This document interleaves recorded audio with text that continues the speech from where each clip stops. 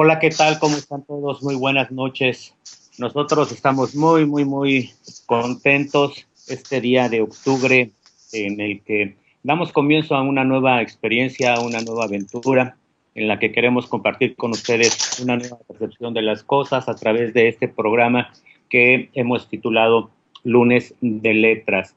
Y nuestra pretensión es mantenernos en contacto con ustedes a través de una serie de charlas informales dentro de la formalidad y dentro de el respeto y el apego que debe tener uno hacia la seriedad con que se comparta la información que vamos a poner en la mesa cada lunes. Tendremos 2 mesas con participación de los compañeros que ya ustedes en este momento van a empezar a identificar, voces que ya han tenido la oportunidad de participar en otros programas como Angélica Sánchez, como Enrique Seleni, como comunicador social, estarán aquí presentes y apoyándonos Diana y por supuesto a cargo de todo esto Carlos Garza.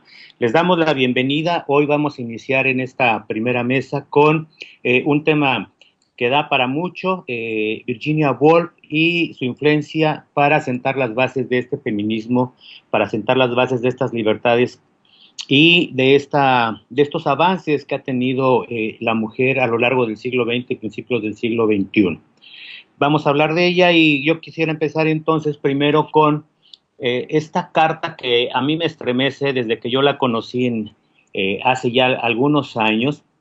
Me estremeció bastante, fui siguiendo la biografía de Virginia Woolf, de su obra, por supuesto, pero esta carta, yo quisiera iniciar con eso porque es la carta que escribe antes de cometer suicidio y está dirigida a uno de sus grandes amores. Entonces voy a dar inicio con eso, leo la carta y después hacemos una breve introducción acerca de Virginia Woolf. Siento que voy a enloquecer de nuevo. Creo que no podemos pasar otra vez por una de esas épocas terribles y no puedo recuperarme esta vez. Comienzo a oír voces y no puedo concentrarme. Así que hago lo que me parece lo mejor que puedo hacer. Tú me has dado la máxima felicidad posible. Has sido en todos los sentidos todo lo que cualquiera podría ser. Creo que 2 personas no pueden ser más felices hasta que vino esta terrible enfermedad. No puedo luchar más. Sé que estoy arruinando tu vida, que sin mí tú podrás trabajar. Lo harás, lo sé. Ya ves que no puedo ni siquiera escribir esto adecuadamente. No puedo leer. Lo que quiero decir es que debo toda la felicidad de mi vida a ti. Has sido totalmente paciente conmigo e increíblemente bueno. Quiero decirlo, todo el mundo lo sabe. Si alguien podía haberme salvado, habría sido tú. Todo lo he perdido, excepto la certeza de tu bondad. No puedo seguir arruinando tu vida durante más tiempo. No creo que 2 personas pudieran ser más felices que lo que hemos sido tú y yo. Horas después, Virginia Woolf habría de ir a un nuevo intento, porque ya lo había hecho en otras ocasiones, y sí definitivo. Ya había intentado algunas veces, pero esta vez para asegurarse precisamente de no fallar en su intento de cometer suicidio, se coloca algunas piedras en un abrigo, y pues de esta manera es como fallece una de las mujeres más importantes del siglo XX, una mujer que ha sido considerada incluso por la famosa revista Time, ¿no? La considero como una de las mujeres más poderosas del siglo XX. Vamos a dar pues inicio con esta charla con respecto de lo que ha sido la vida y la obra de Virginia Woolf y su influencia en el feminismo, en cómo se ve reflejada la mujer de hoy. Muy buenas noches, Angélica, Enrique, adelante con sus participaciones.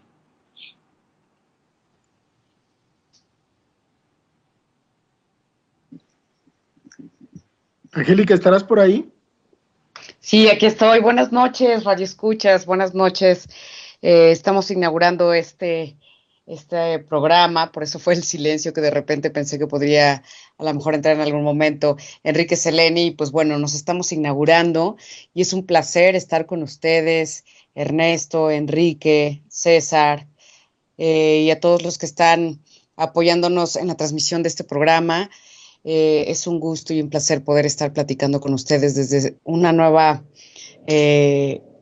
nuevo formato, una nueva modalidad que nos va a permitir poder charlar con ustedes a partir de las 10 de la noche y poder acompañarnos con una taza de café y desde ahí poder hacer todos estos comentarios y poder llevar a una charla a gusto. Buenas noches a todos quienes nos escuchan. Buenas noches, y si Angélica. bien, Adelante, Enrique. Adelante, sí, adelante. Si bien escucho cómo empiezas con la transmisión de la carta de Virginia Woolf, que definitivamente sí es una mujer que hace un parteaguas en el siglo pasado y que va acompañada de toda esta propuesta que tenía que ver con una resignificación del mundo de la mujer y de la feminidad. Entonces, bueno, pues desde ahí empezaría por cuestionar cómo es que Virginia Woolf empieza a mostrar todos estos matices en su vida, ¿no, Ernesto? Claro, claro. Fíjate que tendríamos que irnos un poco a lo que fue la infancia de Virginia. Ella tuvo la fortuna de contar con un padre que ya era famoso, ¿no? Que anduvo también en el mundo de la literatura, y su madre, que era una mujer hermosísima también, ¿no? De esta tradición, digamos, de su padre, pues, Leslie Stephen, que ya manejaba la novela, la historia y demás, pues ella va brevando de esa fuente y empieza a trabajar en ese asunto, ¿no? Algo que va a ser muy importante, sin duda, me parece, en un primer momento, es el surgimiento del grupo Bloomsbury. Como nosotros sabemos, a inicios del siglo XX, surge, sobre todo en Europa, una serie de círculos a raíz de el gran desarrollo que tuvo, sobre todo la psicología, la lingüística y principalmente la lingüística estructural. Surgen estos grupos conocidos como el Círculo Lingüístico de Praga, el Círculo Lingüístico de Londres, en fin. Y uno de estos grupos es el famoso grupo de Bloomsbury, precisamente donde va a conocer posteriormente al que va a ser su esposo. Pero para que tengan una idea, en este grupo estaba, entre otros, Forster, que es un gran escritor, Bertrand Russell, Wittgenstein, ¿no? Pertenecían a este grupo, y desde luego, les decía yo, Leonard Bloom, con el que después se va a casar Virginia Woolf, ¿no? Me parece que esta conjugación en el tiempo es lo que empieza a empoderarla a ella en la escritura y empezar a animarse con toda la renovación que hace en la literatura. Yo creo que esa podría ser una primera fuente, Angélica. Me llama la atención, Ernesto, ¿cómo adjetivizas esto de se empieza a empoderar en la literatura como a partir de estos referentes? ¿Qué crees que iba como logrando a través de la mirada de ellos, desde esta lectura, desde esta forma de poder intercambiar un diálogo? Sí, fíjate que, bueno, como grupo pues convivían, ¿no? Tenían estas famosas tertulias, guardando las referidas distancias como la que estamos intentando armar nosotros ahora esta noche, pero bueno, sus encuentros eran continuos, y compartían ahí toda una serie de trabajos. Virginia Woolf ya se estaba empezando a cansar un poco de lo que era la novela realista, esta novela que necesitaba de los movimientos de punto de acción y de andar armando la trama hasta llegar al clímax y luego buscar el desenlace, ¿no? Algo que empieza a moverle a ella es el replanteamiento más allá del monólogo tradicional como se conocía en aquella época, buscar lo que después se llamó el stream of consciousness, o sea, el fluir de la conciencia, perdón, y a partir de ahí ella empieza a trabajar en la narrativa, el monólogo interior, es decir, qué es lo que realmente están pensando sus personajes, ¿no? Y esto lo va a reflejar en prácticamente todas sus obras, en Mrs. Dalloway, en Alfaro, y en, digamos, lo que para mí ha sido su obra cumbre, que es la novela Orlando, ¿no? Pero me parece pues que las cosas, digo, no se dan por accidente. Esta creación del grupo Bloomsbury y la participación de todos ellos, pues en un principio va a permitirle a ella otras miradas, otras formas de trabajar y de atreverse en la escritura, y pues lo va a conseguir con gran éxito, ¿no? Bueno, sí, Angélica. No, te he escuchado que lo va a conseguir como que, Ernesto, perdón. Otra vez, por favor. Es que justamente las últimas palabras que dijiste ya no alcancé a escucharlas y me parecía que afirmaban algo que quería preguntarte. Ya, yo decía que una de las cuestiones más ocurridas para Virginia Woolf fue esta apertura del rompimiento de la narrativa, como después lo harán otros grandes escritores, pero en su caso empezar a trabajar con el fluir de la conciencia, el monólogo interior, ¿no? En donde va más allá de que el autor, para que nos entienda el público, un autor está diciendo, es que Juanito estaba pensando esa noche que al día siguiente iba a ir a traer el pan, ¿no? Y entonces ella lo que hace es mostrarnos qué está pensando realmente Juanito en la noche cuando no puede conciliar el sueño, por ejemplo, ¿no? Esa es la incorporación, o una de las incorporaciones que tiene ella dentro de la narrativa. Y el siguiente paso, a mí me parece, hay una provocación, fíjate que en una ocasión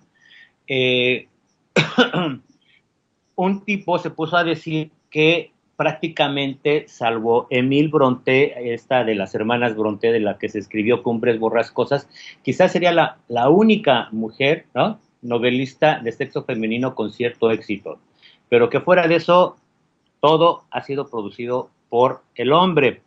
Entonces, pues Virginia empieza como a tratar de preparar un texto para lanzarse directo y atacar a esta persona, pero lo que hace es que la invitan a dar unas conferencias, ¿no? Y le propusieron como tema las mujeres y la novela, cosa que le daba como la oportunidad de empezar a atacar a este tipo, pero ella mejor dice y se decide replantear qué necesitan las mujeres para escribir buenas novelas, ¿no?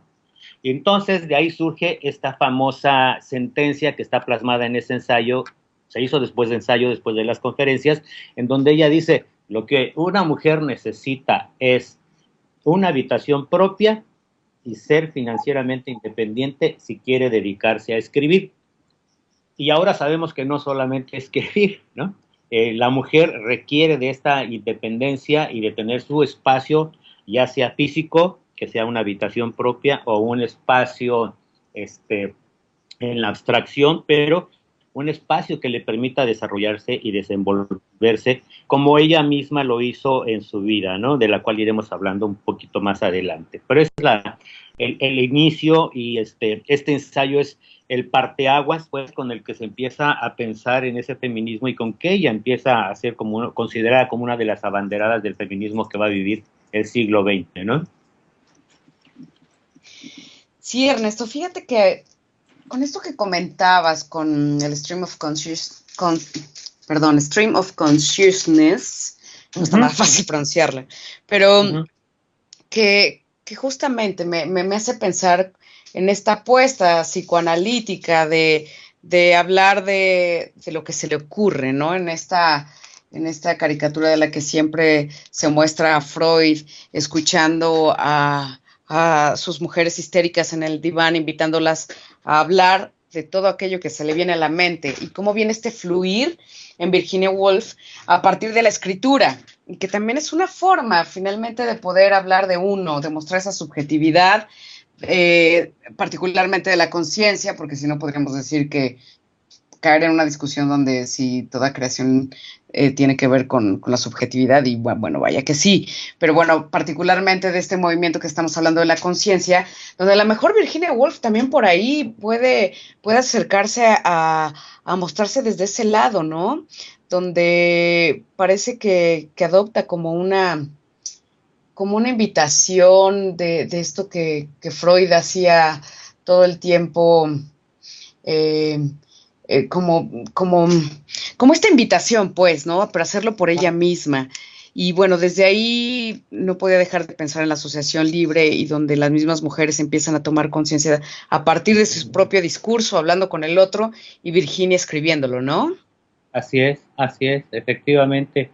Sí, fíjate que, digamos, independientemente de lo que se puede apreciar en el ámbito literario, recordemos que ella tenía este primer contacto que fue el grupo de Bloomsbury, y después de ahí, influida por la filosofía de Henri Bergson o Henri Bergson, como quieran pronunciarlo, este famoso filósofo, pues, ella fue cuando empieza a mostrar interés, aparte del monólogo, por el tiempo narrativo, ¿no? Y empieza a hacer otra variación que tiene que ver con el movimiento temporal. Ya no es una narración lineal, hay una serie de rompimientos, y lo que yo te decía, las variaciones en la conciencia del personaje, ¿no? De esta suerte que va a ir escribiendo, bueno, la señora Dalloway, que se hizo incluso una película, o Las Horas, y finalmente yo creo que en donde confluye todo esto va a ser en Orlando, ¿no? Me parece que ahí por un lado es un tributo a una de sus mujeres, como esto no lo hemos comentado, pero bueno, Virginia Woolf, digo, tuvo dos amores, ¿no? Su esposo, y por otro lado, ella tuvo un amorío con Vita Sackville West, y hay quien dice que Orlando es precisamente ese homenaje que hace Virginia Woolf por ella, ¿no? Lo han descrito como una larga carta de amor en la que se narran varios siglos de historia y donde el personaje se va transformando de hombre a mujer. Todo esto es lo que podemos ver en Virginia Woolf. Ernesto, hay otra parte en la que cuando te escucho que hablas pues de este lugar donde ella está escribiendo desde una forma distinta, también me hace pensar como en una parte donde ella logra, ¿cómo decirlo?, entre rescatar o darse cuenta de la posibilidad de construir la propia imagen y de construir una historia de cada uno, donde ella se da cuenta de que la vida se trata de construir historias, ¿no? Sí, adelante. Sí, vaya, es algo de lo que a mí me parece que pone todo el tiempo sobre la mesa Virginia Woolf, como el poder mostrarse ella en distintas formas a partir de esta idea de que todo cabe en una historia, ¿no? Claro que sí, de eso vamos a seguir platicando en un momentito. Estamos cerca ya de llegar al corte, nada más que nos indiquen, hacemos una breve pausa, y por supuesto que regresando de la música, me parece que vamos a escuchar a Leonard Cohen con una de sus más recientes producciones de su disco Popular Problems, y regresamos enseguida. Los dejamos pues con música. Encantada. Para sentar las bases de este feminismo, para sentar las bases de estas libertades y de estos avances que ha tenido la mujer a lo largo del siglo XX y principios del siglo XXI.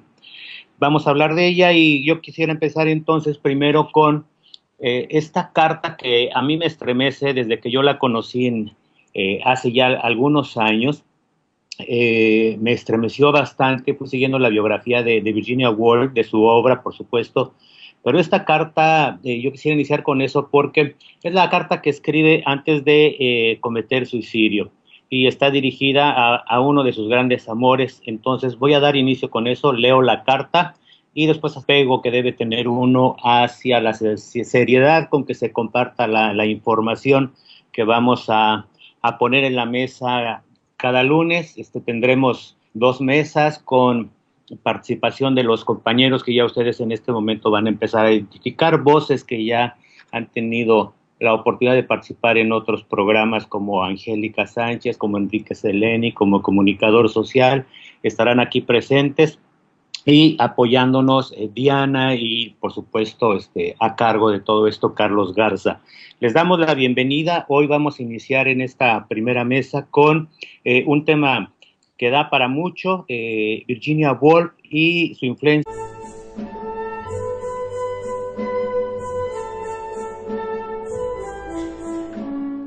Hola, ¿qué tal? ¿Cómo están todos? Muy buenas noches.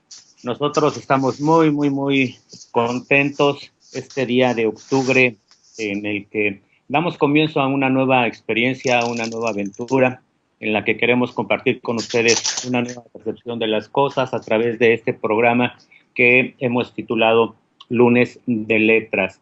Y nuestra pretensión es mantenernos en contacto con ustedes a través de una charla, una serie de charlas informales dentro de la formalidad y dentro de el respeto y el puedo luchar más.